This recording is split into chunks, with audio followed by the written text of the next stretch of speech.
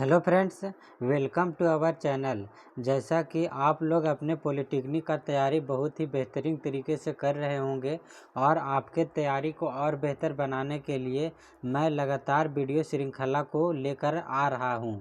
और आज हम बल और गति चैप्टर का एक MCQ क्वेश्चन लेकर आए हुए हैं। फ्रेंड्स, यदि इसका पार्ट 1 नहीं देखे होंगे तो आप इसे देख लेंगे, इसके बाद आप इसे देखेंगे ताकि आपके समझ और बेहतर तरीके से हो सके। फ्रेंड्स, यदि आप हमारे टेलीग्राम चैनल से नहीं जुड़े होंगे तो आप जुड़ जाएंगे। तो चलिए आइए वीडियो की शुरुआत करते हैं। तो पहला क्वेश्चन है, बल लगाने से निम्नलिखित में से कौन सी घटना घटित हो सकती है। तो कौन सी घटना घटित हो सकती है? रुकी हुई वस्तु में गति आ सकती है, गतिशील वस्तु को रोकी जा सकती है, या वस्तु की आकृति बदली जा सकती है। तो इसका सही आंसर क्या हो जाएगा? इसका सही आंसर हो जाएगा सभी। यानी कि रुकी हुई वस्तु में गति आ सकती है, गतिशील वस्तु को रोकी जा सकती है, वस्तु की आकृति बदली जा सकती है। इसका सभी आंसर सही हो जाएगा। आइए नेक्स्ट क्वेश्चन देखते हैं। नेक्स्ट क्वेश्चन है, जब तक रुकी हुई वस्तु पर लगने वाला सभी बल संतुलित होगा तब वस्तु कैसा हो जाएगा? विराम अवस्था में होगा, असमान चाल से गति करेगा, या त्वरित होगा, या नियत वेग से गति होगा। तो इसका सही आंसर क्या हो जाएगा? इसका सही आंसर हो जाएगा ऑप्शन ए, विराम अवस्था में गति होगा। आइए नेक्स्ट क्वेश्चन देखते हैं। नेक्स्ट क्वेश्चन है, अगर एक वस्तु किसी टेबल पर रखी हुई है तो उस पर आरोपित बलों की संख्या कितनी है? तो इसका सही आंसर क्या हो जाएगा? ऑप्शन बी हो जाएगा। ऑप्शन बी हो जाएगा। नेक्स्ट क्वेश्चन, निम्नलिखित में से कौन एक बल के संबंध में गलत है? तो इसका सही गलत कौन सा हो जाएगा? ऑप्शन डी हो जाएगा। इसका विमी सूत्र mLT⁻⁻1 नहीं होगा। बाकी ये तीनों जो ऑप्शन है वह सही है। इसका सीजियस यूनिट डाइन होता है, यह एक सदिश राशि है, यह एक प्रकार का धक्का या खिंचाव है। आइए नेक्स्ट क्वेश्चन देखते हैं। नेक्स्ट क्वेश्चन है, बल बराबर क्या होता है? तो फोर्स बराबर बल बराबर क्या होता है? तो बल बराबर होता है F=m×a होता है, यानी कि मास इंटू एक्सेलरेशन, यानी द्रव्यमान इंटू त्वरण। इसका सही आंसर क्या हो जाएगा? ऑप्शन बी हो जाएगा। आइए नेक्स्ट क्वेश्चन देखते हैं। नेक्स्ट क्वेश्चन है,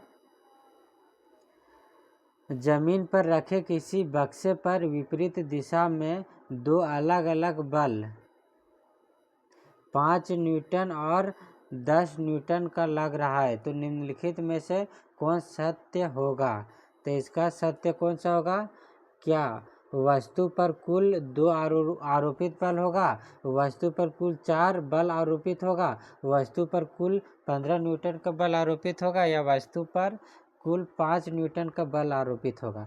देखिए, विपरीत एक वस्तु है, एक इस दिशा से बल लग रहा और एक इस दिशा से बल लग रहा, तो क्या हो जाएगा? जो 5 न्यूटन का एक बल है और एक 10 न्यूटन का बल है, अगर दोनों विपरीत दिशा में लगेगा तो ये जो 10 न्यूटन का बल है वह 5 न्यूटन को ख़त्म कर देगा और 5 न्यूटन से यह इस डायरेक्शन में आगे बढ़ेगा। यानी कि ये तो ऑप्शन सही हो जाएगा। ऑप्शन डी जो है यह तो सही है, क्योंकि 5 न्यूटन का भी इस पर आरोपित बल लगेगा, और साथ ही साथ वस्तु पर कुल 4 बल आरोपित होगा। ये ऑप्शन बी भी इसका सही आंसर हो जाएगा। वस्तु पर कुल 4 बल आरोपित होगा, यानी कि इसका सही आंसर ऑप्शन डी हो जाएगा। ऑप्शन डी हो जाएगा। आइए नेक्स्ट क्वेश्चन देखते हैं। नेक्स्ट क्वेश्चन है, दो बल 3 न्यूटन 2 बल 3 न्यूटन और 4 न्यूटन का आपस में लंबवत है, तो इसका परिणामी बल क्या होगा? तो जो रिजल्टेंट फोर्स है, जो परिणामी बल होगा वह क्या हो जाएगा? रूट अंडर हो जाएगा, root under a square plus b square plus 2ab cos theta हो जाता है, कोस थीटा। तो ए स्क्वायर का इक्वल टू क्या हो जाएगा? 3 के स्क्वायर यानी 9 हो जाएगा, बी स्क्वायर यानी 4 के स्क्वायर 16 हो जाएगा, और 2ab कोस थीटा। लंबवत है, लंबवत है तो कोस 90 डिग्री का मान क्या होता है? कोस 90 डिग्री का मान 0 होता है, इसलिए यह A B cos theta equal to 0 हो जाएगा। यानी कि 9 plus 16 equal to root under 25 हो जाएगा। यानी कि इसका जो सही आंसर निकलेगा वह 5 न्यूटन हो जाएगा। ऑप्शन डी इसका सही आंसर हो जाएगा। आइए नेक्स्ट क्वेश्चन देखते हैं। नेक्स्ट क्वेश्चन है, किसी वस्तु के विराम अवस्था में रहने या समान वेग से गतिशील रहने की प्रकृति को क्या कहते हैं? तो इसको क्या कहते हैं? विराम अवस्था में है तो विराम अवस्था में ही रहना चाहेगा। यह एक समान गतिशील की अवस्था में है तो वह एक समान गतिशील की अवस्था में ही रहना चाहेगा। तो इसे हम इस प्रकृति को क्या बोलेंगे? इस प्रकृति को हम जड़त्व बोलेंगे।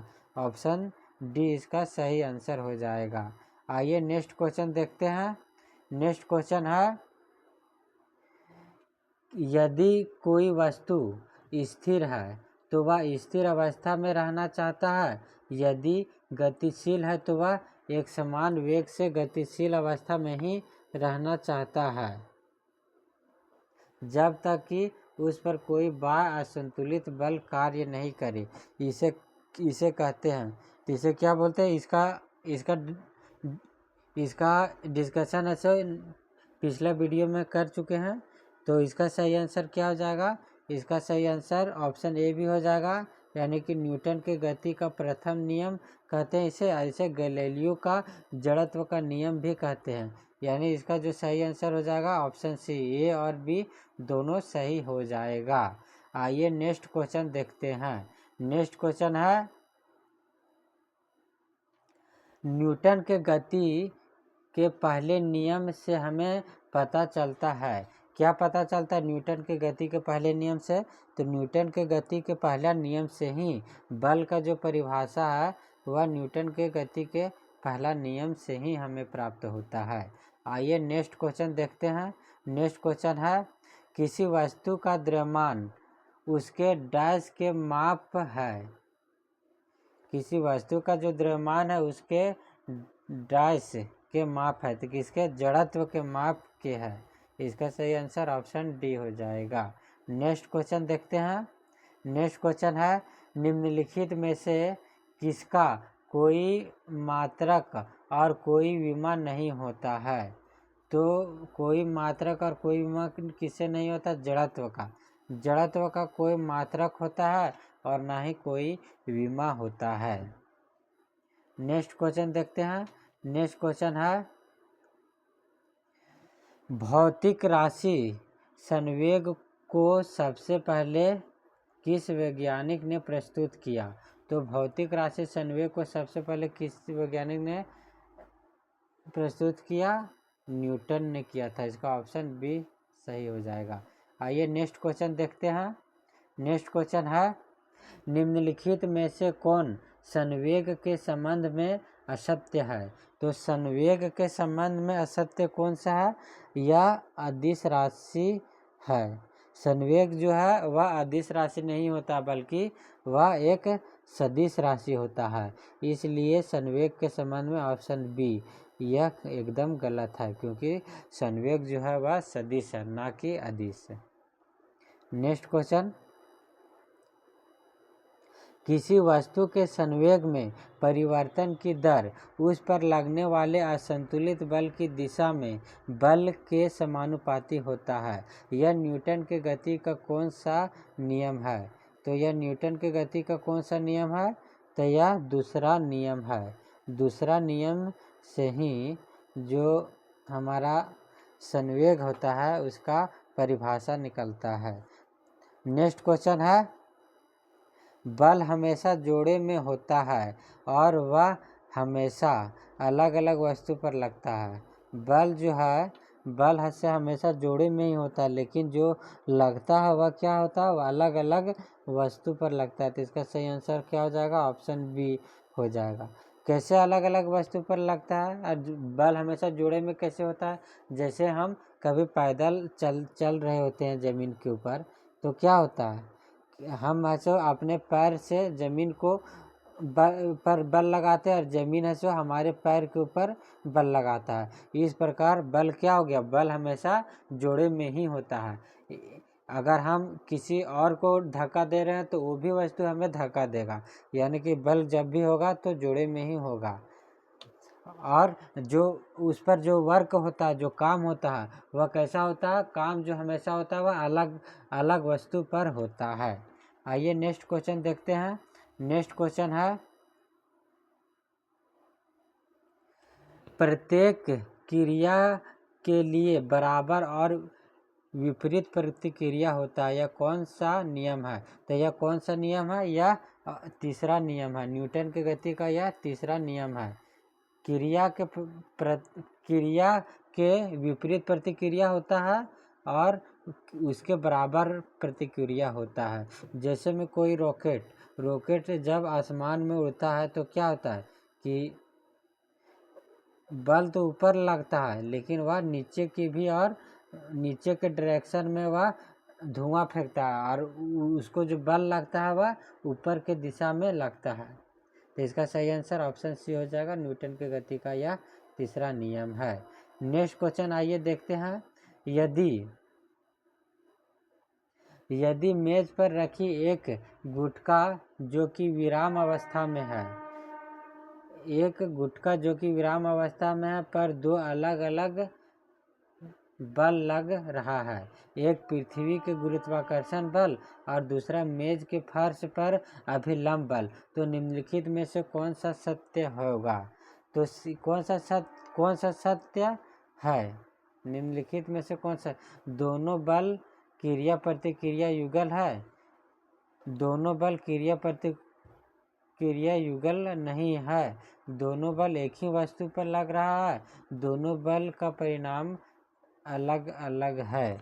तो ये तो ऑप्शन डी, ऑप्शन सी और ऑप्शन ई, ये तो तीनों गलत हो जाएगा, क्योंकि दोनों बल एक ही दिशा में नहीं लग रहा है, दोनों तो विपरीत दिशा में बल लग रहा है। दोनों बल क्रिया और प्रतिक्रिया युगल है, क्या दोनों एक ही है, नहीं, दोनों अलग अलग है। इसका सही आंसर ऑप्शन बी हो जाएगा, ऑप्शन बी हो जाएगा। नेक्स्ट क्वेश्चन देखते हैं। नेक्स्ट क्वेश्चन है, घड़ी के मिनट सुई के टिप की गति को देखते हुए बजाय 1 घंटा में क्या होता है, विस्थापन शून्य होगा या दूरी शून्य होगा या औसत चाल शून्य होगा या औसत वेग शून्य होगा। तो इसका सही आंसर क्या हो जाएगा, इसका सही आंसर हो जाएगा, पहला तो यह विराम अवस्था में होगा और इसका चौथा औसत वेग शून्य हो जाएगा, यानी कि ऑप्शन ए भी इसका सही है एंड ऑप्शन डी भी इसका सही है। तो इसका सही आंसर क्या हो जाएगा, ऑप्शन ए एंड बी इसका सही आंसर हो जाएगा, ए एंड बी। आइए नेक्स्ट क्वेश्चन देखते हैं। नेक्स्ट क्वेश्चन है, जब किसी यंत्र पर कोई बाह्य असंतुलित बल कार्य नहीं करता है तब निकाय का कुल संवेग नियत होता है, इस कथन को क्या कहते हैं। तो इस कथन को संवेग संरक्षण का नियम कहते हैं, ऑप्शन बी इसका सही आंसर हो जाएगा। आइए नेक्स्ट क्वेश्चन देखते हैं। संवेग संरक्षण नियम न्यूटन की गति के किस नियम पर आधारित है। तो किस नियम पर आधारित है, न्यूटन की गति के तीसरा नियम पर आधारित है, इसका सही आंसर ऑप्शन सी हो जाएगा। आइए नेक्स्ट क्वेश्चन देखते हैं। निम्नलिखित में से किस स्थिति में तंत्र का संवेग संरक्षित रहता है। तो इसका सही आंसर ऑप्शन डी हो जाएगा, यानी कि बंदूक से दागी गोली और बम से विस्फोट होने में और दो वस्तुओं के टक्कर में। इसका क्या होता है? संवेग संरक्षण रहता है, यानी कि सही आंसर ऑप्शन डी हो जाएगा, सभी हो जाएगा आंसर। आइए नेक्स्ट क्वेश्चन देखते हैं। नेक्स्ट क्वेश्चन है 2 kg के एक पिस्टल से 20 ग्राम द्रव्यमान का एक गोली 150 मीटर पर सेकंड के क्षैतिज वेग से छोड़ी जाती है, तो पिस्टल के पीछे हटने का वेग क्या हो जाएगा? तो इसका वेग क्या हो जाएगा? 1.5 मीटर पर सेकंड हो जाएगा। ऑप्शन ए इसका सही आंसर हो जाएगा।